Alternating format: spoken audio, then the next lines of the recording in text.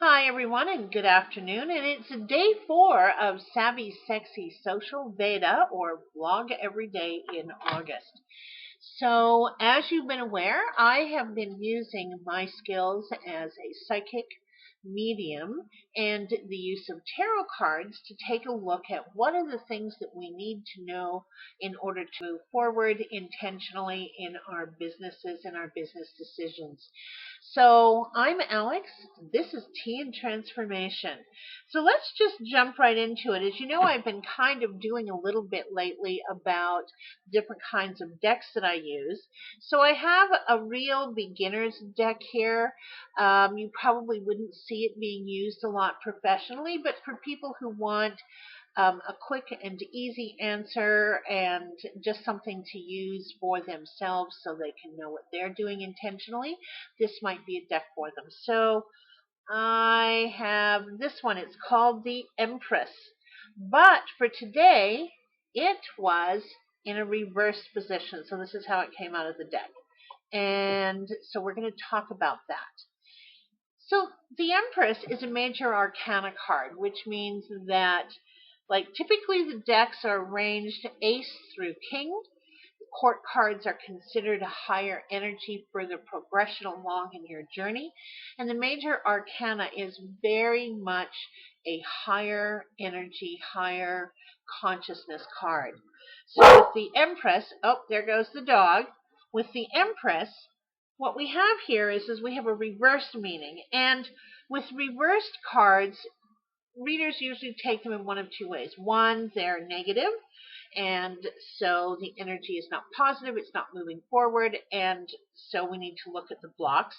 Or the other way that a lot of people look at negative cards are that they signify work that has to be done on the inside of ourselves and our personal growth, integrity issues, so that we can bring out into the world a much clearer, much more spot on with our intentions, and that integrity between our inner world and our outer world comes into play.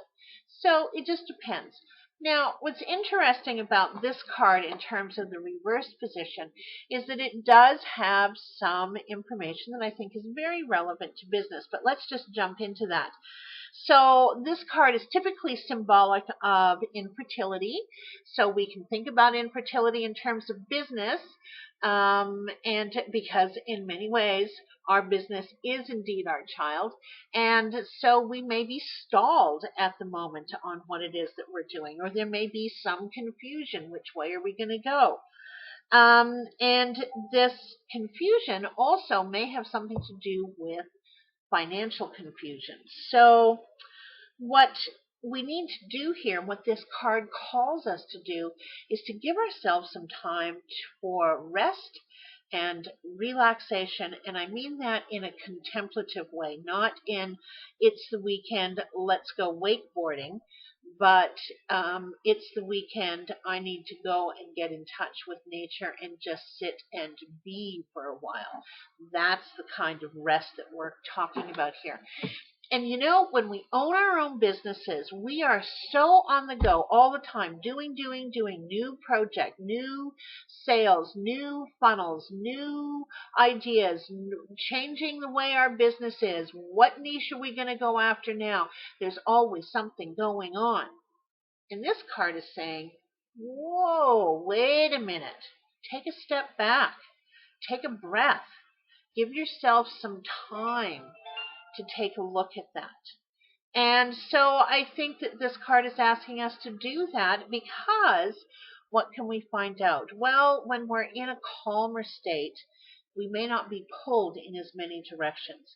We may be able to see much more clearly where it is that we need to go. And also, the other thing that I think is really important is sometimes we can get so caught up in the busyness of the day-to-day work of our business that it's like it's hanging off the end of our face. It's right here, and we don't have a lot of perspective around that. And I think it's really good sometimes to stop for a moment and take a look at where we were when we started all of this and where we are now. And look at the progress that we've made, look at the changes that we've made, and look at the impact we're having on our family and our friends and the community we live in. So we kind of want to do that as well. And the other thing we want to do is we want to be able to move forward, being really clearly in touch with our authentic selves, activating our integrity in our decisions, working from our highest consciousness or our highest selves, because that's the place that informs our decisions in terms of our business growth. So, and I'm not saying, we should be doing business where we're not making money or we're not doing a fair exchange of energy in terms of our service or our products and the valuation that we place on them. That's all fair in business. But what I am saying is that people who are evolving and caring about our business and our businesses, that we want to have an impact in our community which is uplifting and inclusive and caring, so that it's not like business bad, business horrible, business in it just to gouge whoever they can, which, let's face facts, in a lot of ways is part of the community that we live in, to being people who work in concert with our community. So, 2 examples. I can't even remember that guy's name who bought up the AIDS drug and decided to increase the price on it by 750%, making it almost unaffordable for people who are on Medicaid, for people who are on their own private insurance plans, and you just couldn't afford it. And why could he do it? Because, well, he could. And he decided that he was going to make a lot of money off of a drug that a lot of people had to have in order to stay alive. So that's one way of doing business. And there are a lot of people that would say that's good business. I'm not so sure about that. Kind of doesn't resonate for me.